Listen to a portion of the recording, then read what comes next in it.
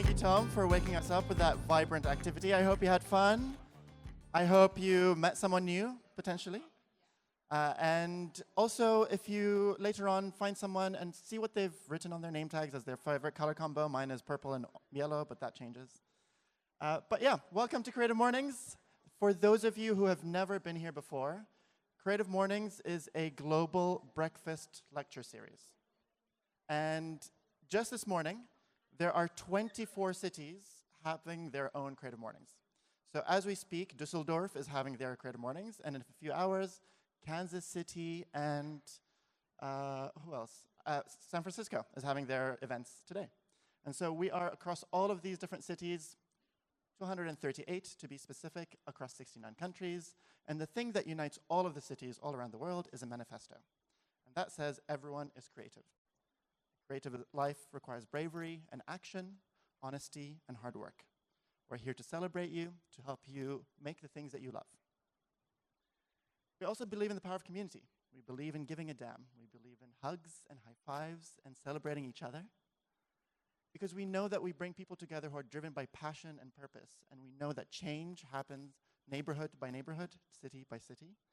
And also, everyone is welcome. So this manifesto is a thing that unites all of the cities around the world. And the other thing that unites the cities around the world is a theme. And this month's theme is chosen by Creative Mornings San Antonio in Texas, and it is vibrant. And more on that a bit later. But for Creative Mornings, we want to give a big thanks to Samsung for hosting us. So a round of applause for Samsung. It's a beautiful space, and it's open for you to work in here if you'd like afterwards. So you can co-work. There's desks. There's Wi-Fi. It's beautiful. And you can speak to the staff afterwards if you want to find out more about that. And we also want to give a big thanks to Adobe, who's helping us put on these events. Thank you, Adobe. So you can scan these. They've got the Adobe In the Making podcast, and they've got a bunch of events that are happening soon. So you can scan this and also ask us later about their programming. They've got incredible things. Who was at Adobe Max a couple of weeks ago? Your hands up. Yeah, how was it? Great. Yeah, a lot of inspiration. I think it was a great programming. So they do really, really cool things. But I also want to give a big thanks to the team. So Creative Mornings is entirely volunteer run. So thank you to Tom, Maisa, Faiza, Kristen, Anya, and Mustafa. Big round of applause for the team.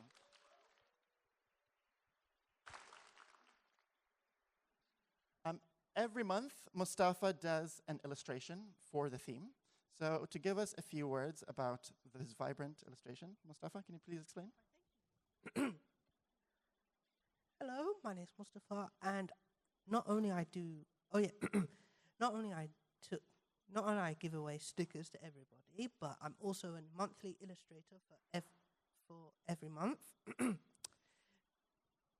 Well, according to this illustration that I've just done, if you like to feel vibrant and energetic every day, why not dye your hair in vibrant colors? Any favorite color of your choice? Thank you so much. Lovely. Thanks, Mustafa. So vibrant. When we were thinking about vibrant and how we interpret the theme, there are so many different cities looking at vibrant in their own ways, and whether that's kind of diversity within communities and how they are vibrant through the different people that are part of it, vibrant in terms of colors.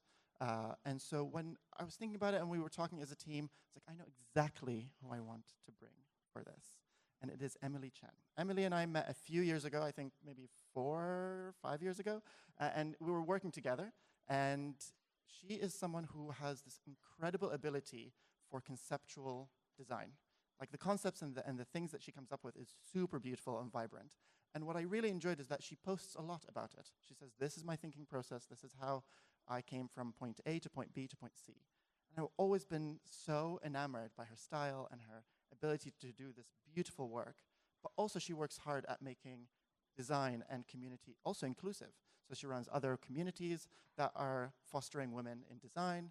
And so it's a beautiful merging of vibrant communities when it comes to diversity, but also vibrant in terms of the work itself. And we were talking in the lead up to this event, and she said something which really surprised me. that she said she doesn't think that she's good with color. I was like, what? So before I give anything away, I'm going to hand over the stage to Emilie Chen. So please welcome Emilie.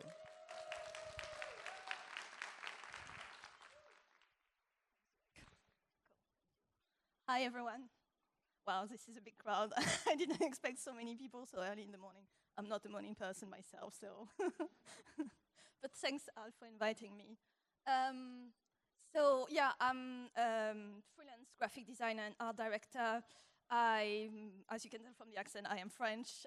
My father is Taiwanese, hence the family name. I've been living in the UK for 14 years now. I've worked in-house at Pendulum Brands, National Theatre, Penguin Books, and now I've been working independently since 2019. And I used to run Ladies Wine and Design London chapter for almost 7 years, but I actually stepped down at the very beginning of the year. But yeah, if you're a women creative, I really recommend that you check out the event. It's a very amazing community, and I know there's actually quite a few of people who attend Ladies Wine and Design in the audience today. To give you a quick run-through of the type of work that I do things like exhibition graphics, book covers. I worked on a couple of really fun dressing up food pop-up trucks for the National Theatre, and it's still one of my favorite projects. I mean, obviously they gave the French girl the cheese truck, and they also gave me the wine box, even though I don't drink wine, but I was like, yeah, this is how cliche it gets. And this is events branding for a really lovely production company that runs silent nights for British East Asian people in theatre and film. But mainly, I do theatre posters. You can see a selection here, but by now I've done over 80. So yeah, it's been a really fun job to do. And yeah, when Al invited me to talk, and he said the theme was vibrant, I was like, oh, he wants me to talk about colors. And I was like, but obviously, I love a good pop of colors. You can see it for my work, but I don't feel really equipped to talk about this. But you also sent me that description, which was shared by the San Antonio group when they came up with the concepts. So when was the last time you experienced something that made you feel more alive? Heard a melody pulsing with a beat that made your body move? Taken in the view of a lush landscape or sparkling city skyline bursting with light and shadows? Locked eyes with a striking stranger? Poured yourself into prose that crackles off the page with electricity? Lost track of time in a conversation punctuated by spirited laughter? Stopped in your tracks in front of a canvas in a museum or a mural on the street with colors so bold and bright it popped from the paint straight into your synapses. It might not happen every day, but you can live a life full of energy and enthusiasm. You can strive to bring brightness into everyday interaction. But yeah, I think creativity is a lot about training your eyes to look at things from a fresh perspective, to pay attention to things that people ignore. And once you start putting all these things that catch your eyes together, you start to see pattern. And this is actually how you start building a sense of what your style is. And looking at this example that was shot across different cities, across several years, I obviously love a good pop of color. I also love kind of graphic shapes in an unexpected environment. I love happy accidents. I call the third image mind the gap. And then serendipitous moments like the apricots in the ray of sunshine on the floor there. And it's not just about images, it's also about words. So I've got in my note apps, I collect sentences that just make me smile, that capture my imagination, that just conjure up very interesting visuals. So it can be funny lines on the TV or in a talk, in a book. But I also love learning foreign words or foreign sayings, because it's always a very interesting, unusual way to look at the word. So yeah, I was traveling with a Filipino friend last weekend, and she told me the word busilak, which is a Tagalog word for pure, sincere, genuine. And she basically told me that word after we went to a greenhouse at a botanical garden, and a beautiful butterfly landed on me. I was just so excited. And if you can risk it for a biscuit is apparently a saying from New Zealand, that I learned this week as well, and I think it's brilliant. And I think It's a really good practice to start recording things that catches your eye in your daily life, to try to train yourself to do this. You can do some exercises, and a brilliant book for that is How to Be an Explorer of the World by Kerry Smith. It's just full of really playful prompts about things like, I don't know, spend 10 minutes trying to record 20 things about your environment that you had not noticed before. So it can be as simple as that, or it can be collect things that you've picked up on the streets. So for a while I was picking up, doing pictures of crushed cans on the floor. I just loved, again, that pop of color, and the crushed typography just creates interesting patterns. And what's really interesting once you start doing that is that even though I did it like 4 years ago and I stopped, now even on the way here this morning, I spotted a can on the floor, and you prompt, it's like the Pavlov reflex, you just know it's there, you just pay attention to things that people don't pay attention to. And I wanted to actually do one of the exercises of the book right now. So when you sat down, you probably found a color card on your seat. So if you can take it now. And I want you to have a look around and see if you can match that color to anything in the room right now. It can be someone's socks. I think, yeah, look at the socks behind you. That's a good match, actually. It's trousers, yeah. And yeah, exchange with your neighbor your observations. Have you spotted anywhere that matches? Could be piece of furniture, outfits, bags. That is a good combo, yeah.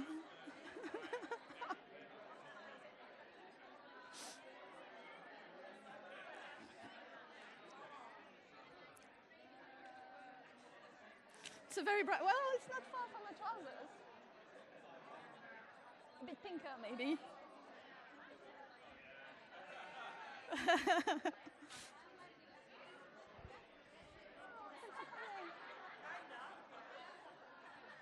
Not far off.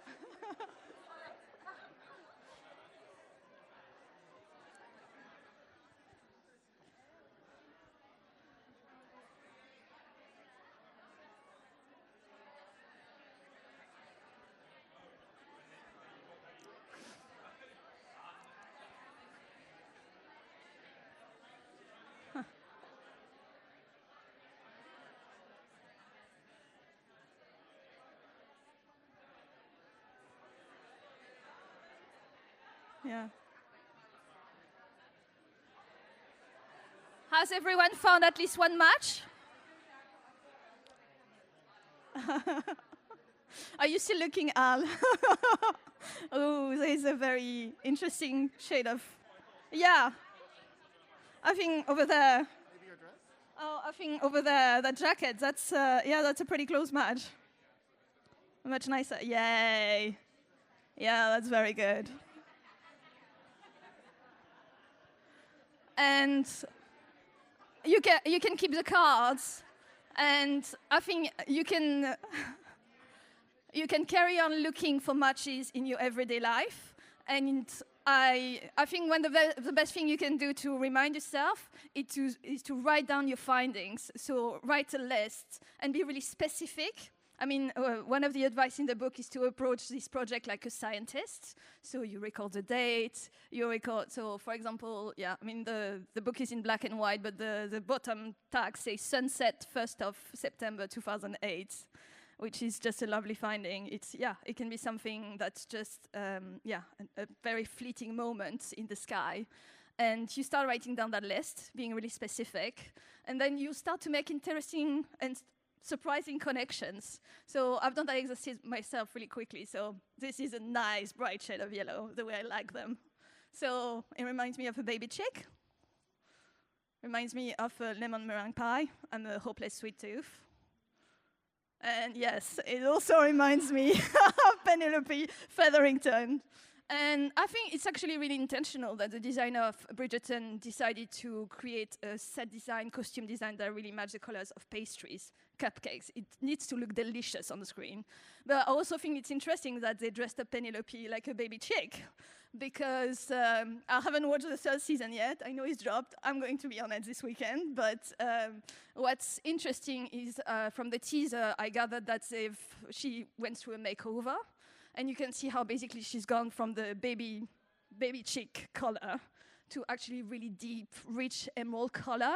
So it's really a way to show that she's come into a grown woman. So yeah, I think starting to make this list just helps you make interesting connection. So I really encourage you to carry on the exercise and see what you get. So how does it translate into my work? I've got a couple of case studies to run you through. The first one is the power of bad. So when I was at Penguin Books, I was working in the team that does the Allen Lane book cover, so it's non-fiction. And I loved that challenge, because how do you illustrate a notion as abstract of meritocracy or globalization? Or in that case, this is a negativity bias. So basically the book is by psychologists, which explain how the human brain is basically wired to react more strongly to negative events as a survival mechanism, but how basically in our contemporary words, it's actually something that, is hurting us.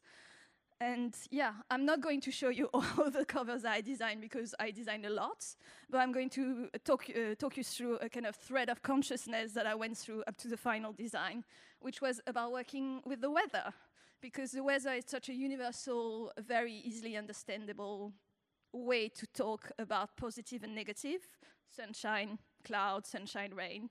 So that was my very first idea, was about having that person with the head in the dark cloud.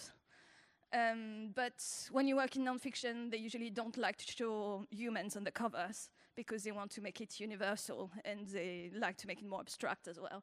So the next step, I just started playing with stuff like the blinds. The idea is that the negative ideas basically obscure the positives. There was that idea of imbalance, so the negative weighs more than the positive, so I played with the scale. Then I was like, okay, I'll try to move away from the actual weather. How about using the umbrella?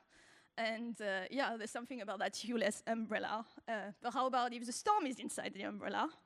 But then I was like, no, actually, I want to go back to the weather. It feels more poetic. So the simplest version was just having that tiny cloud, which threatened to be engulfed by the darkness. And I flipped the order to have the cloud be the biggest thing. And then I had a haha moment. So on the left is a picture I took on a trip on a boat in Australia. It was a glorious sunny day, but the sea was really rough, so the waves kept splashing on the window, created that really beautiful painterly effect that looks like it's raining. Well, actually, it's not. And then the other connection that I made is on the right, you have a calligram by the French poet Apollinaire, who was one of the first person who basically laid out his texts, his poems, as if they were illustrations. And so this is the final design of the book. So and also, as I mentioned before, I loved sayings, foreign sayings. And one of the ones I really love in the English language is every cloud has a silver lining. But obviously, if you think about the negative bias, it's the opposite. Actually, every cloud that you look at will make you think, oh, it might rain today. So I think that book just wraps up all of this into the design. Next example, I have a couple of posters, theater posters for you. So this one was for a play called Untitled Fuck Me Saigon Play. And I mean, the title speaks volume, but basically it was written by a Korean-American playwright called Kimberly after she saw the popular musical Miss Saigon on Broadway, and how she was enraged to see how, up to today, basically, the representation of Asian culture, and especially Asian women, East Asian women, in popular culture in the Western world, is so stereotypical and so kind of offensive. So that was a clever but angry response to this play. And the play is quite abrasive, it's quite horrific. in the sense that basically that character called Kim wakes up every morning and she's in a new story. So it's Japan, Madame Butterfly, and then the next morning she wakes up and it's Vietnam, Miss Saigon. And the story is always the same. She's that beautiful, young, innocent, lotus blossom Asian woman who lives a kind of really poor life. And then a white man, usually an American soldier, comes and sweeps her up her feet. She falls in love with him. And then, for some reason, they're separated. He has to leave. And he reappears years later with his American wife in tow to claim the child. And Kim commits suicide. So it's very horrific in the sense that you see that play in a loop in like very condensed version. But the way the play is written, it leans really heavily on stereotype and racist stereotypes to make you laugh uncomfortably, just to show how ridiculous it all is. So it really is a dark satire. And yeah, I mean, when I started looking at references, this is the type of stuff that you still see today. Like the bottom left poster is from 2019 in the UK. And I was horrified. I was like, it's not just about the content of this material, it's actually even the visual representation of it. I was like, I mean, don't get me wrong, some of the images individually are beautiful, but when you bring all of them together, you're just like, wow, this is really offensive. And yeah, basically, I was like, do they even know that East Asian women have pupils? So I set out to create a design with the biggest fucking eye I could put on it. And so I went through a few concepts, but the one I landed on was the idea to play with the silhouette of the geisha, the kind of shape that becomes a keyhole under which you see the eye of Kim. She's trapped, but she's looking back at you, looking for her escape. And that was my first sketch. So what you have to know when you work on theater posters is a lot of the time you need to start promoting the show before there's a show, and even before they've cast the role. So that was, yeah, just a fun image. And then eventually May Mac got cast in the role. We couldn't shoot with her, so I had to use an editorial shot of her.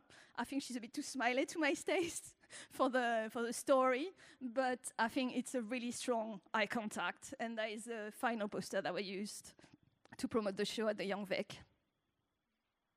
And yeah, again, just like taking example from the play, how abrasive and offensive it is, but how clever it is in like subverting these tropes. I chose to use yellow because in the 19th century, when European anthropologists starting to classify people by race, they use yellow to associate with East Asian people. And up to today, yellow is still a contentious word in the community. Up to a couple of years ago, there was a theater company called Yellow Earth who had to rebrand, and they're now called New Earth because so much of the community still has a problem with the word yellow. But I really wanted to play with that, so this is why I chose to use it. Again, the red create a kind of horrific horror feel to it. And then the other stereotype that I leaned on is it's a geisha silhouette. She's got a kind of like Mulan type of band, but the place say Miss Saigon. So again, it's leaning into stereotypes that East Asian people are all the same. But once you see the play, you just see how all of these are being subverted and how it's really a story about a woman, a young woman, reclaiming her narrative and trying to define herself on her own terms. And that's the wall in front of the Young Vic. Always nice to see the takeover. The next one I wanted to talk about is A View from the Bridge. Working in theater, one of the challenges that I love is to try to find a fresh angle on the stories that has been told 1,000 times, say Hamlet or Pinocchio. And A View from the Bridge is one of these. It's like a staple in the repertory that was written by Arthur Miller. So it's set in the 1950s in the US, New York, Brooklyn, in the household of Eddie Carbone, who's an Italian immigrant who lives there with his wife and his niece. And they welcome a couple of distant cousins who came from Italy illegally into the country. And things start to get tense when one of these cousins falls in love with the niece, and Eddie just gets really jealous and possessive. and the tension just ratcheted up. So, I mean, I'm not going to spoil it for you. It's a really great play, so I recommend you go see it. But yeah, this is the premise of the story. And yeah, there's an iconic scene in the play, which you can see on the left from a different production, which is at one point, basically the other cousin, in a kind of machismo strength display to Eddie, basically grab a chair in the living room and carries it in one hand to show that they won't be messed around with. And that's a very famous image in the show. And the director of the play told us that she wanted to do a version of it. But at that time, the actor for the role wasn't cast.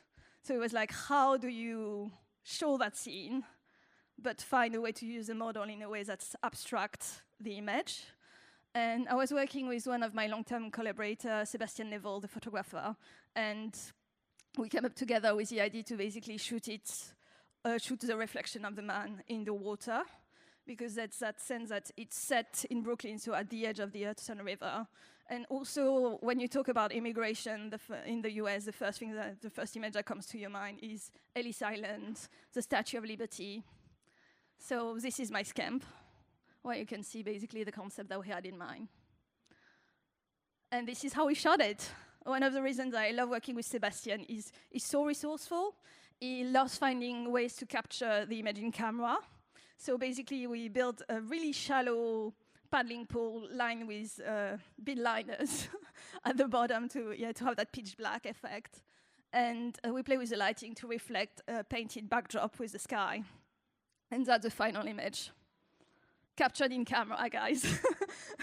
So, yeah. And then we were at the edge just creating movement in the water to create some distortions. So pushing water, throwing droplets. It's quite experimental. We were at it for a while to get the right balance of abstraction, but that is the final image.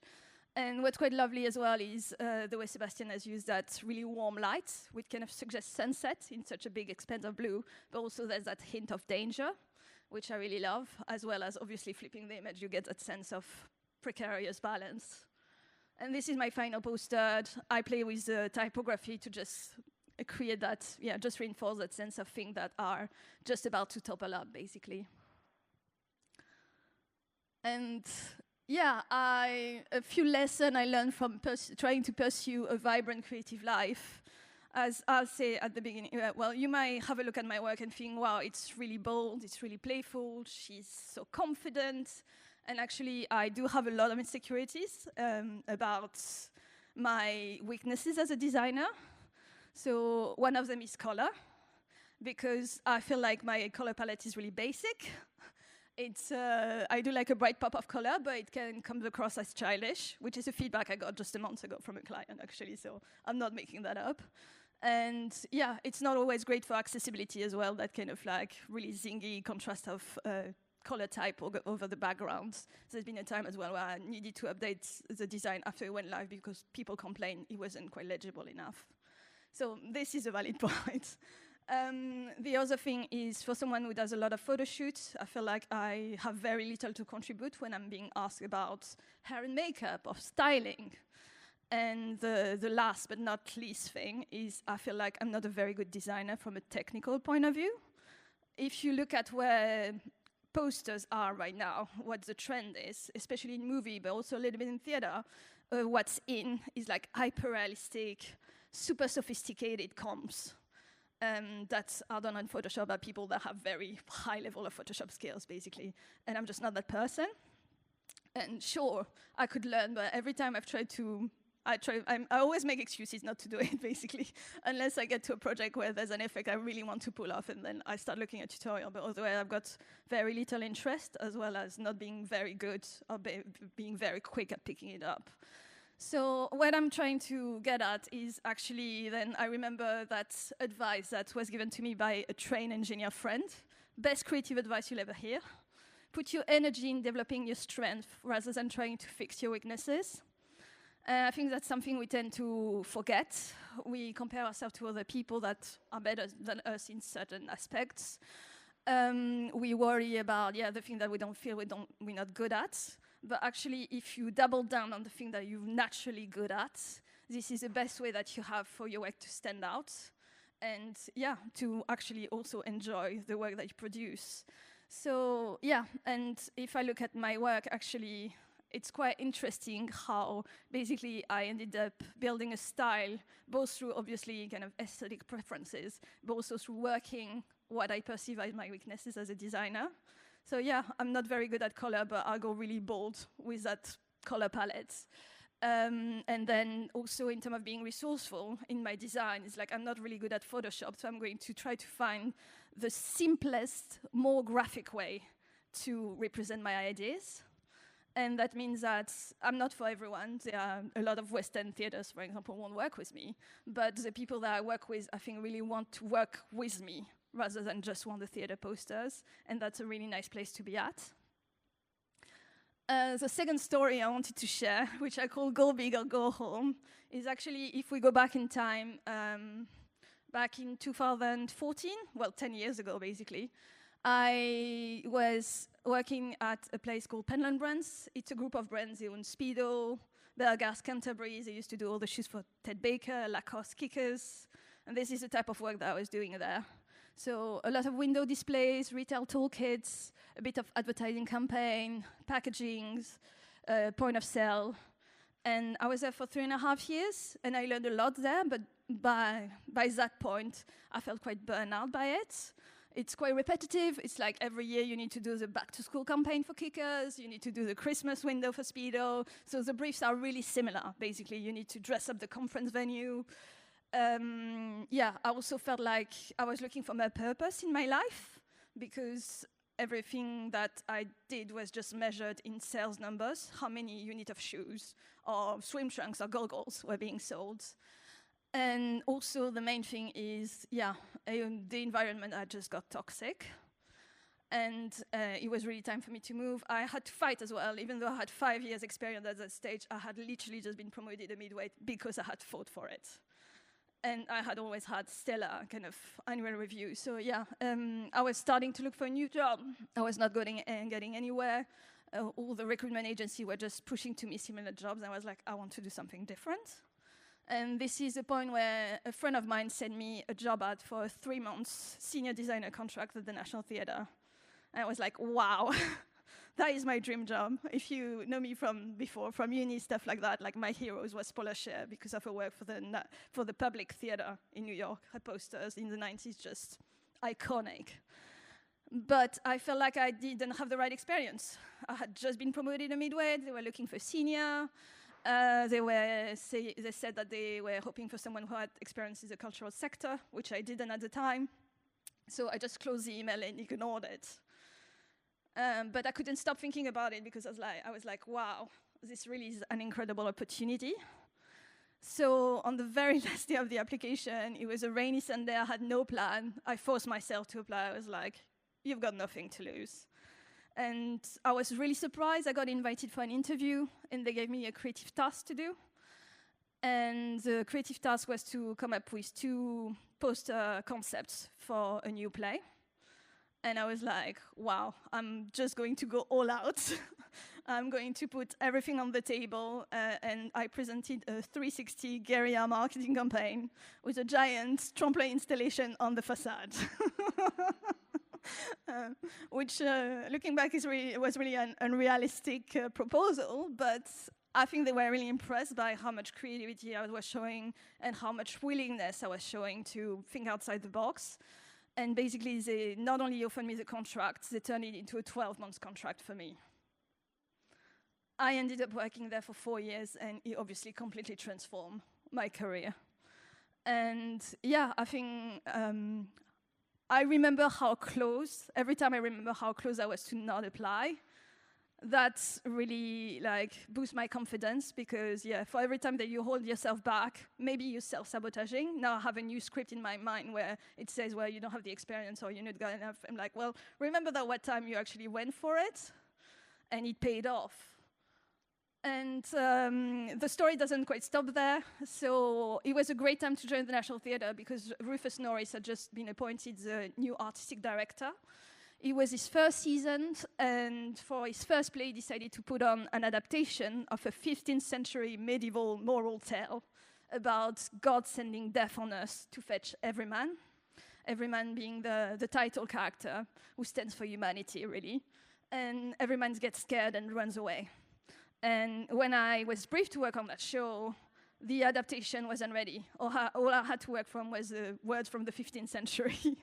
And some notes of intention from Rufus. I had no idea what God would look like on stage, but I was just struck by how timeless the theme in the stories were and how epic the story really felt. So I came up with the idea to represent God as a giant finger coming from the sky, pointing at our unsuspected every man.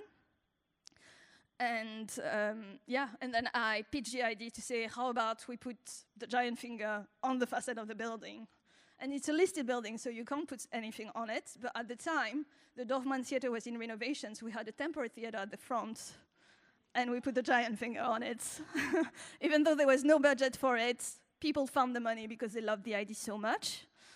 And yeah, it went kind of a bit viral on social media back in 2015. So yeah, you had the hashtag written on the floor. That's me in the bottom left. And yeah, it was amazing to see people, like kids, at my lunchtime I saw like a group of kids in the little yellow high-res vest queuing to get the picture with a giant finger. For years I saw it on people had lost touch with Facebook posts or on dating apps, strangers' profiles. And up to today, I still have people saying, oh, I have a picture with that. And it made the Time Out 2015 Review of the Year wrap-up. And yeah, what I'm getting with that is how basically sometimes all the time, it's worth thinking out of the box and trying to be bold and think outside the box, try to be bold and suggest things that might seem unrealistic. Because, yeah, maybe you will fail or maybe you will give London the finger, basically. So, yeah, that is me. Thank you very much.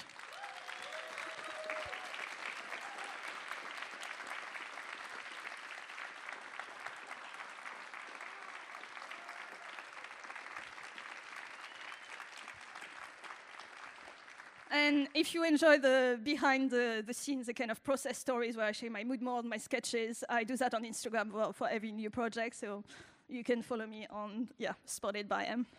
And thank you so much. Thanks for having me, Al. We'll open up the floor for one or two questions. So if there are any people in the audience, yeah. Thank you. Hello. Thank you so much for sharing your work, and your journey was so impressive. I really love how playful and joyful is your work.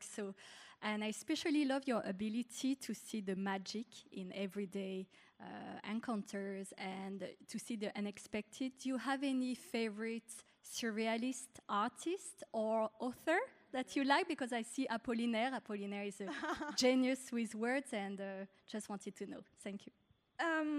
I don't know if it's not always strictly surrealist people, but people that are kind of inspired by surrealism today.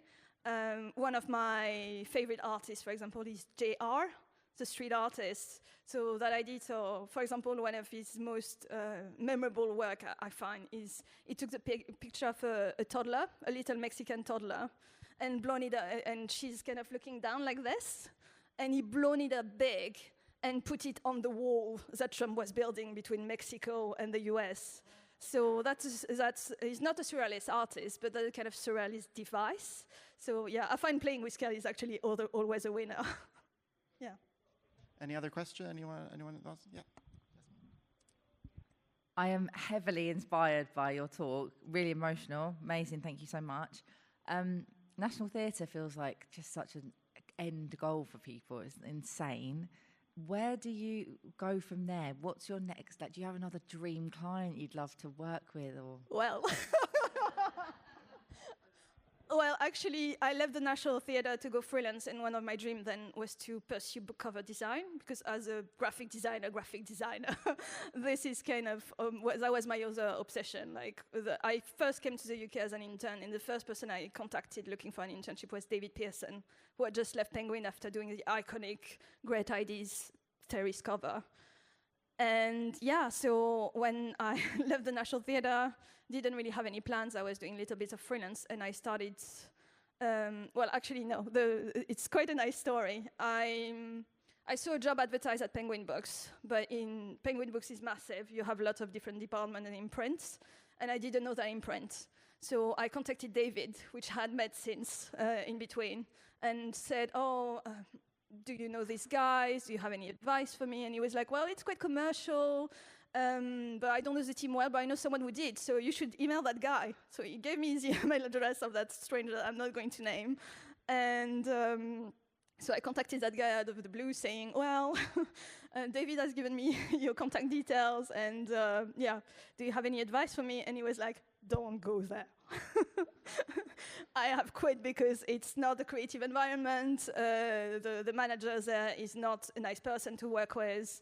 I see from your book that you could definitely do book cover design, so you should try to contact art directors around publishing houses in London and see if you can get freelance jobs. And I was like, oh, thank you, that's good advice, but I don't really have any contacts in the industry. And I kid you not, the guy sent me a one-pager with everyone's email address. Everyone's email address. And yeah, the first person that I contacted was Jim Stoddart, who was David's former boss at Penguin Books. And yeah, and he replied, oh, your work is really nice. I'll just keep it on file, and we'll keep you in mind. 6 months passes, I'm now freelancing. I contact Jim again, and he's like, oh, one of my designers has just gone on a sabbatical to write a book. I'm looking for someone to replace her. Do you want to come in for a chat? And that was that. I worked at Penguin Books, my other dream clients, just at the back of the National Theatre for 5 months. And also, I mean, I'm just amazed by that, especially knowing now, I've worked with Jim, I can tell you he's rubbish on email. He's got 5,000 unread email in his box, so how he opened mine, it's just still a miracle. I've emailed him since he doesn't reply, so, it was just luck. But yeah, I mean, I sometimes joke that I peaked too early in my career, basically. It's like, well, what else a dream is there to pursue? But there's always more dreams to pursue, and for me, the main thing has been, actually, I want to be my own boss. It suits me. It suits my personality better. I like having the variety of projects. I can pursue different projects, different clients, and it's just been amazing. Yeah, I've been working with people like the Young Vics, the Barbican, the Almeida. I'm talking to Netflix right now. So yeah, it's all paid off, really. I have no regrets about leaving these jobs. Yeah. A big round of applause for Emilie. Thank you so much.